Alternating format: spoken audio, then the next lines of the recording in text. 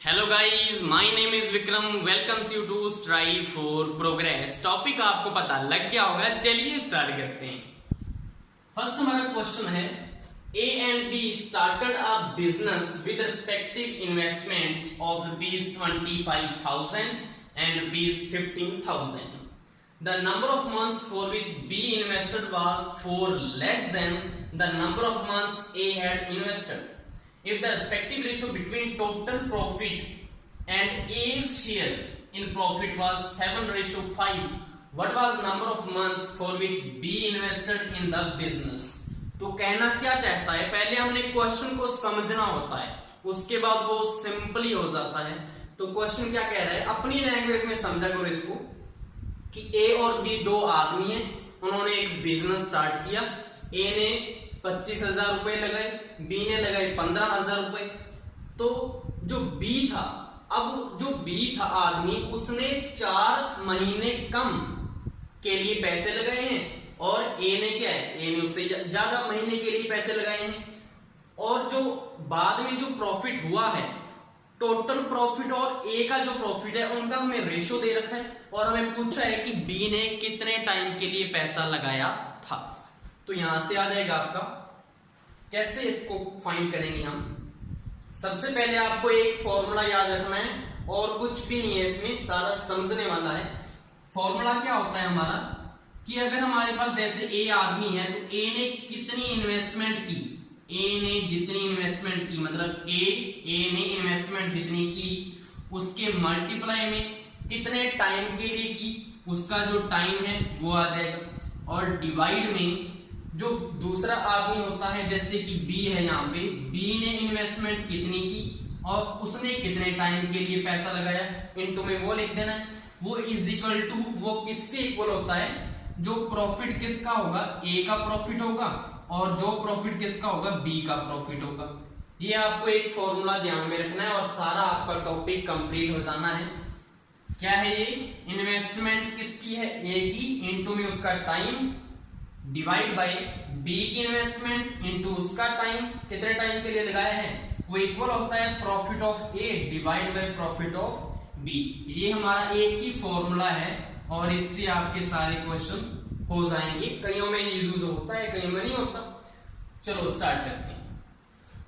अब हमें बोला है कि ए एंड बी, हमने क्या मान लिया, हमने फाइंड करना है नंबर ऑफ मंथ्स फाइंड करनी है कि बी ने कितने टाइम के लिए लगाया है। तो सिंपली हमने बी का जो है वो टाइम मान लो अपने x, क्योंकि x की वैल्यू ही तो फाइंड करनी होती। x टाइम के लिए इसने पैसा लगाया और हमें पता है कि the number of months for which be invested was 4 less than, कि 4 कम है।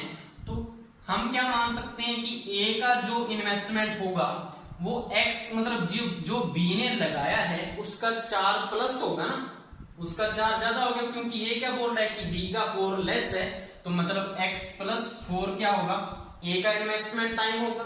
तो अब यहां से ये फॉर्मूले में पुट कर दो और x की वैल्यू आ जाएगी। तो a का इन्वेस्टमेंट कितना है, 25,000 रुपए।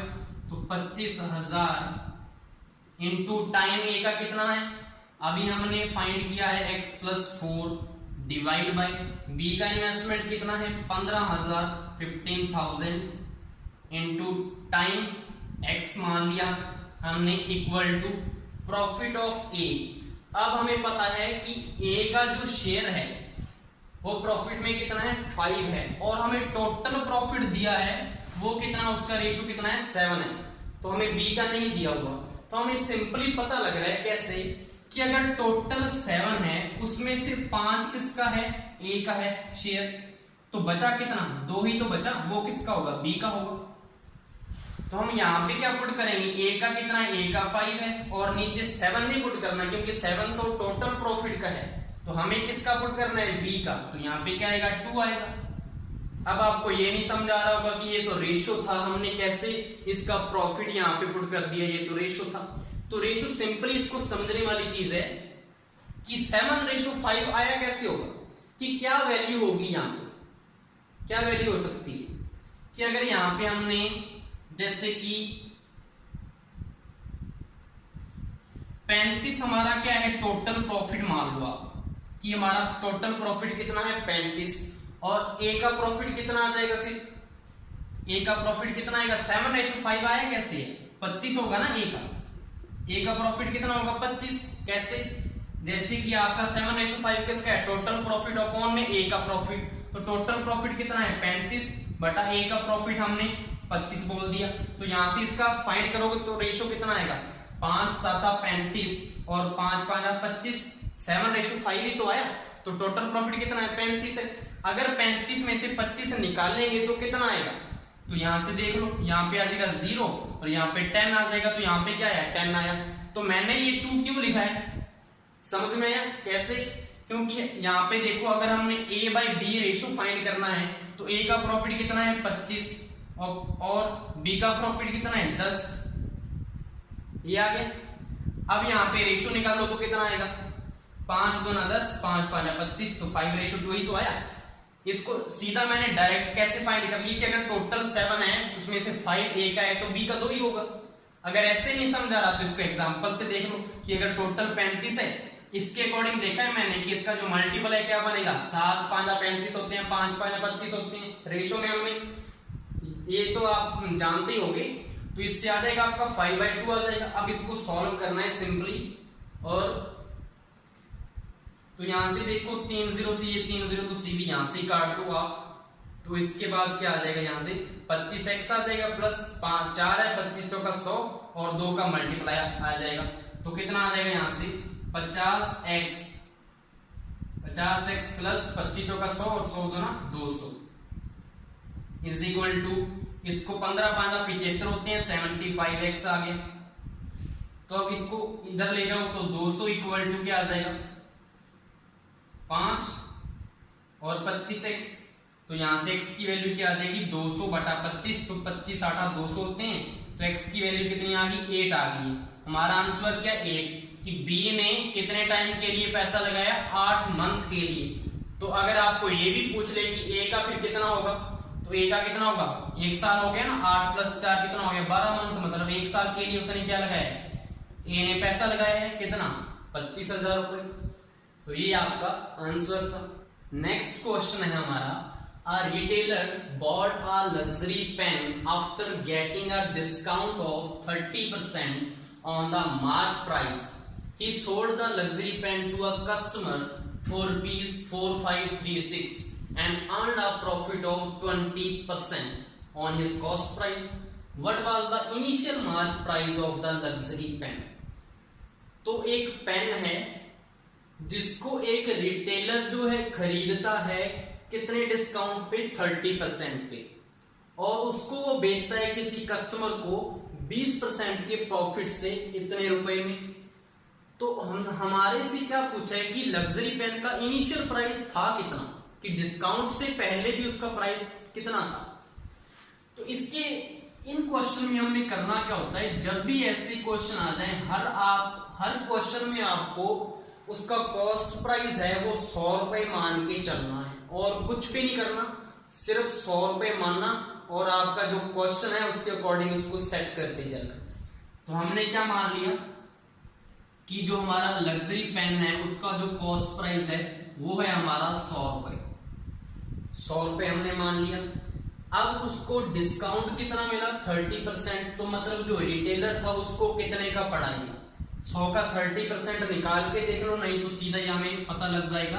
कि उसको मिला है ये 70 रुपए का किसको रिटेलर को कितने का पड़ा 70 रुपए का अब उसने इसको बेचा है किसी कस्टमर को 20% के प्रॉफिट में अब जो 20% है वो 100 रुपए के ऊपर नहीं निकालना आपने वो किसको पड़ा है वो 70 रुपए के ऊपर उसको 20% का पड़ा है क्योंकि उसने तो 70 रुपए का खरीदा था ना तो 20% प्रॉफिट तो तब होगा ना जो 70 के अकॉर्डिंग करेंगे तो 100 के अकॉर्डिंग तो नहीं करना ना तो यहां से क्या आ जाएगा इसको निकालने के लिए या तो आप इसको ऐसे लंबे तरीके से करो कि 70 का पहले आप क्या करोगे 20% निकालोगे ऐसे करके 14 आएगा उसके बाद इसमें आप ऐड करोगे तो क्या आएगा 84 आएगा या इसका सीधा डायरेक्ट मेथड क्या होता है कि 70 में अगर उसको प्रॉफिट हुआ है ना तो प्लस करना होता है 100 में तो 100 + 20 कितने हो गए 120 तो 70 × 120 बटा 100 कर दो सीधा ही तो सीधा ही आपके पास क्या आ जाएगा 12,784 सीधा आपके पास आंसर आ जाएगा। और अगर लॉस हो तो माइनस कर दिया करो 100 में से और सीधा डायरेक्ट आंसर आ जाता है, नहीं तो ऐसे भी कर सकते हो आप। तो यहाँ से 70 और उसका 20% हमने कितना निकाला 84 रुपए। 84 को रुपए में किसको पड़ा, ये कस्टमर को पड़ा। कस्टमर ने कितने में खरीदा 84 रुपए में। लेकिन जो ये तो हमने कंसीडर किया है ना, लेकिन उसने कितने में बेचा है 45-36 रुपए में कस्टमर को। मतलब जो है 84 किसके इक्वल आ गया 4536 रुपए के इक्वल है। अब हमें जो पूछा होता है हमने क्या करना होता है, अब हमें आगे जो भी पूछा है चाहे ये पूछ लेता चाहे ये पूछ लेता, उसका हमने मल्टीप्लाई करना होता है।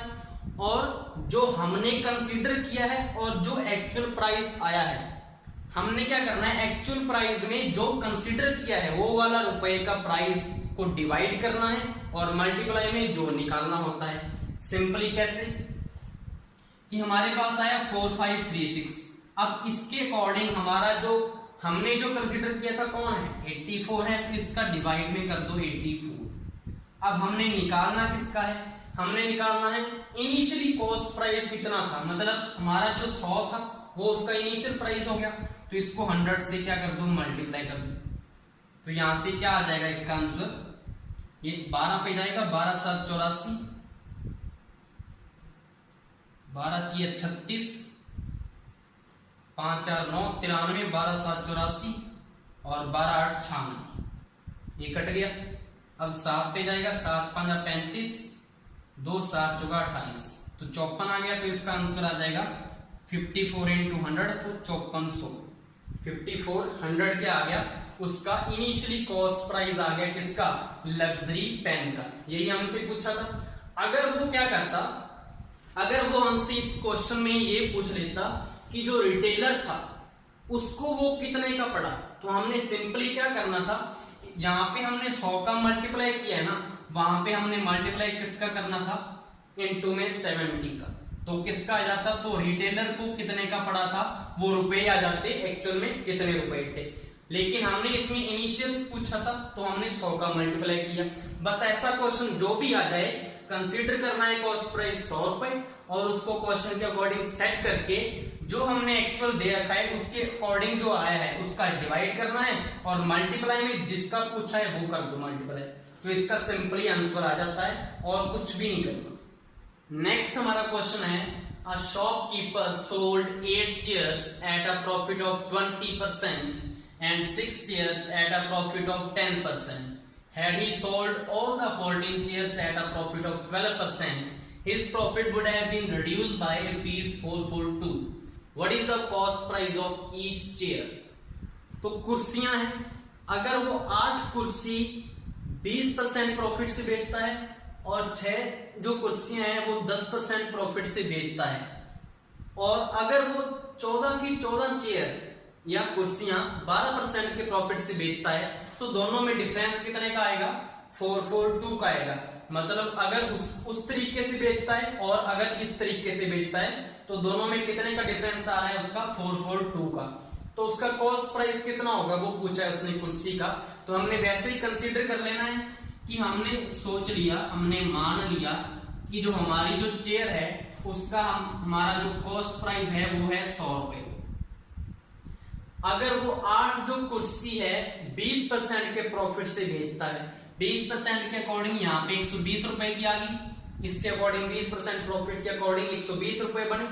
तो 120 रुपए में बेचता है 8 कुर्सी। 8 कुर्सी मतलब एक कितने की पड़ी उसको, एक उसने 120 रुपए की बेची, एक का ही हमने मान के चले ना 100 रुपए, तो एक उसकी कितनी की होगी 120 रुपए की।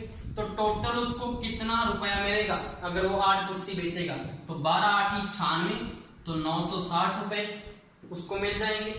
और अगर वो 6 कुर्सी 10% के प्रॉफिट से बेचता है मतलब 110 रुपए की उसको एक पड़ी, तो 110 इंटू 6 कितनी आ गया 660 रुपए।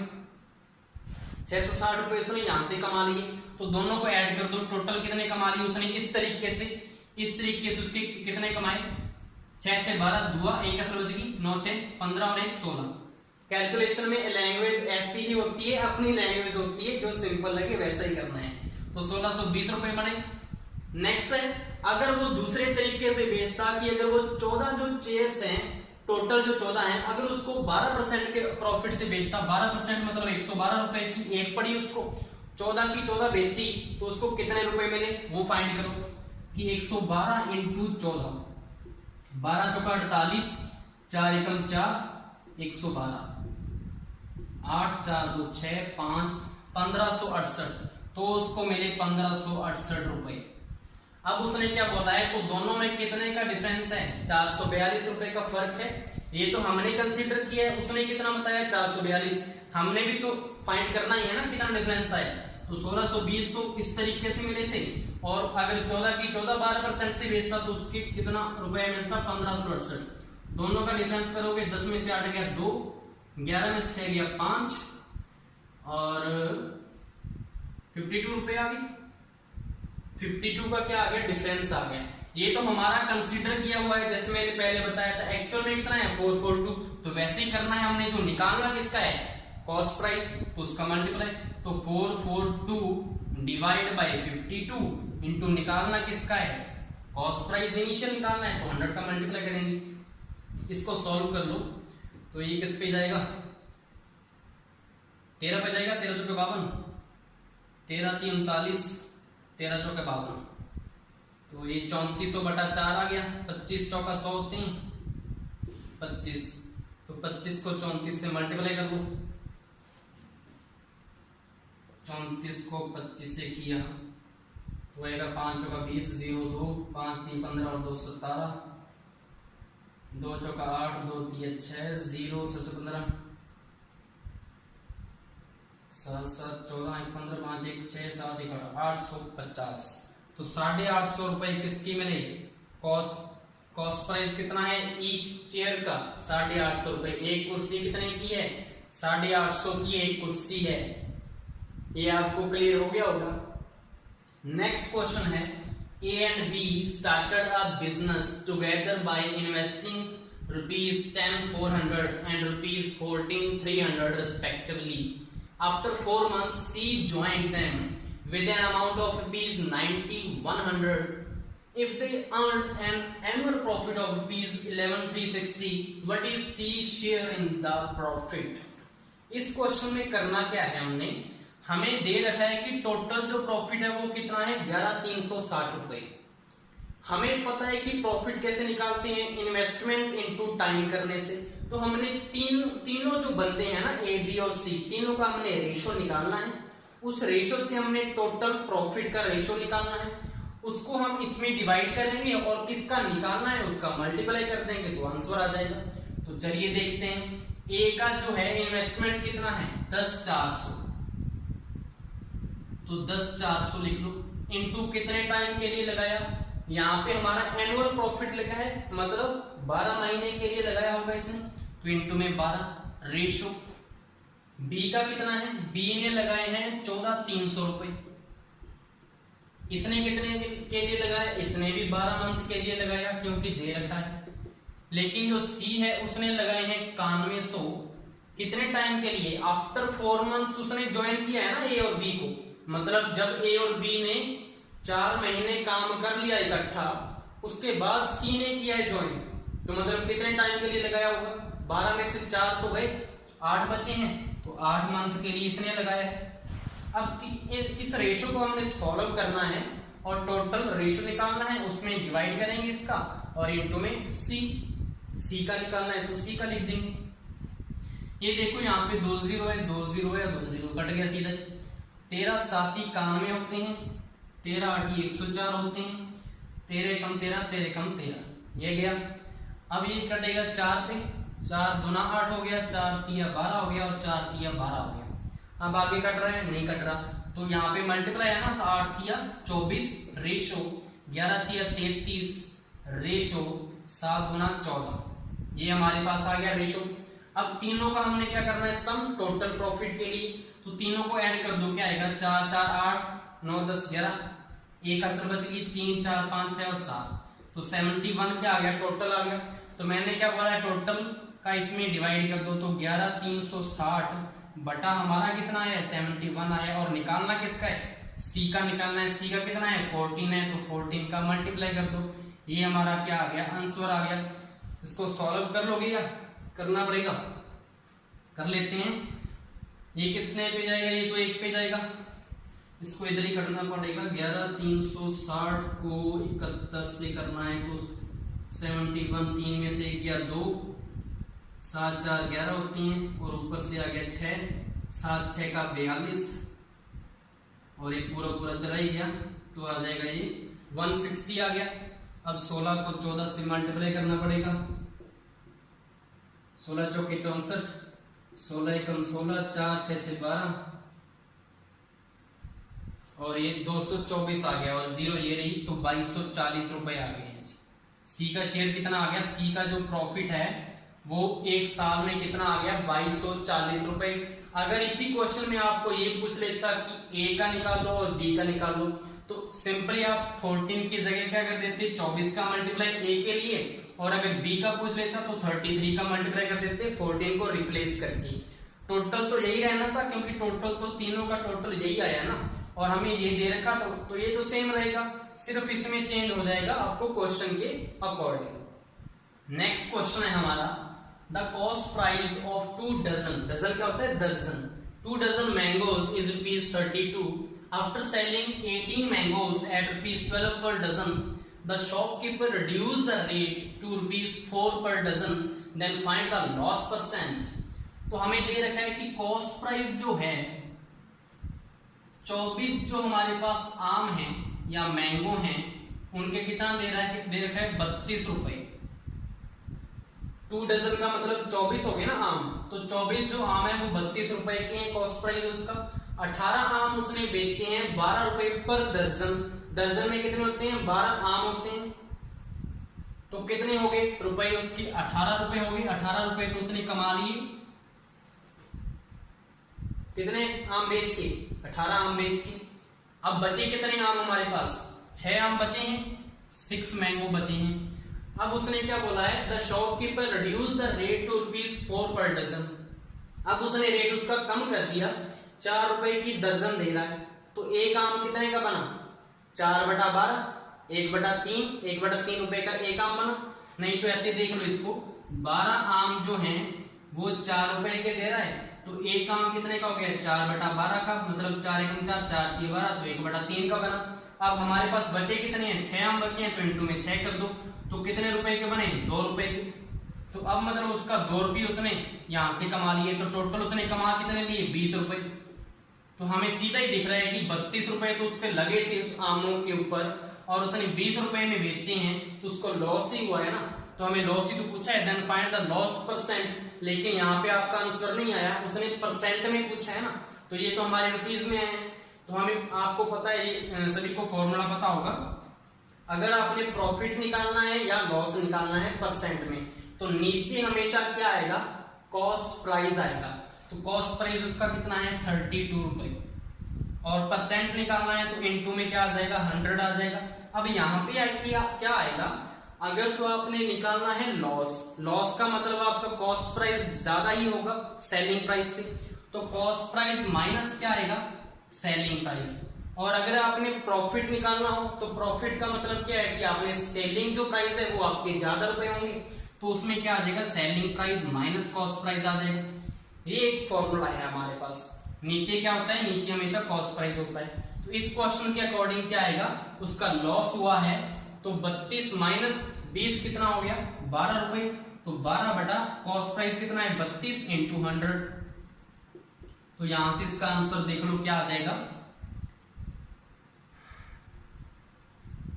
16 दूना 32, 6 दूना 12, 2 8 16, 2 3 6, 2 चौके 8, 50 दूना 100, 2 2 4, 25 दूना 50, 25 की 75/2, 75/2 क्या आ गया उसका लॉस % आ गया। इसको और सॉल्व करना है तो क्या आ जाएगा 2 3 6, 2 7 14 और 2 5 10, 37.5। ये इसका क्या आ गया लॉस % में आ गया। लास्ट हमारा क्वेश्चन है, the price of a mobile phone is decrease by 20% and henceforth its sale increases by 80%. What is the effect on the revenue received. Revenue क्या होता है? आमदनी होती है। तो कितनी आमदनी होगी अगर जो मेरा मोबाइल है उसका मैंने प्राइस 20% कम कर दिया और 80% उसकी सेल बढ़ गई, तो आमदनी कितने परसेंट होगी, इंक्रीज होगी या डिक्रीज होगी, वो निकालना है। तो वैसे ही हमने कंसिडर करके चलना है 100 रुपए। तो मैंने क्या कंसिडर कर लिया कि जब मेरा मोबाइल 100 रुपए का था तो मेरे बिकते थे 10 मोबाइल। जब मेरा मोबाइल 100 रुपए का था तो मेरे 10 मोबाइल बिकते थे, तो टोटल मेरा रुपए कितने मिलते थे, मुझे आमदनी कितनी होती थी, 1000 रुपए मेरी क्या थी, आमदनी थी। अब उसने क्या बोला है, अगर मैं उसका प्राइस 20% कम कर दूं, मतलब अगर मैं अपने मोबाइल को 80 रुपए में बेचूं तो मेरी जो सेल है वो इंक्रीज करती है 80%। मतलब पहले 10 मोबाइल ही बिकते थे तो 10 का कितना हो गया, 80% कितना हो गया, कैसे निकालते हैं, 180/100 सीधा कर दो। 18 मोबाइल हमारी बिक रहे हैं, पहले 10 बिकते थे, अब मेरे कितने बिक रहे हैं, 18 मोबाइल बिक रहे हैं। तो टोटल यहां से कितना आ गया, 18 144, तो 1440 रुपए की मेरी क्या होगी, आमदनी होगी। तो आमदनी की क्या इफेक्ट पड़ रहा है, आमदनी हमारी इंक्रीज कर रही है। पहले तो मुझे 1000 रुपए की आमदनी थी, अब 1440 रुपए की हो रही है, मतलब इंक्रीज कर रही है। अब हमने क्या निकालना है, परसेंटेज में निकालना है। तो क्या करेंगे, वैसे ही सबसे पहले हमारा जो मेन होता है वो नीचे लिख लो, जो पहले था, अब उसका इंक्रीज इतना हुआ है तो डिफरेंस कितना का बचा, 440 रुपए और इनटू 100। तो यहां से ये कट गया और यहां से ये कट गया, तो हमारा क्या आ गया, 44%, 44% क्या हो गया, इंक्रीज हो गया हमारी आमदनी या रेवेन्यू। ये हमारा लास्ट क्वेश्चन था इस टाइप का।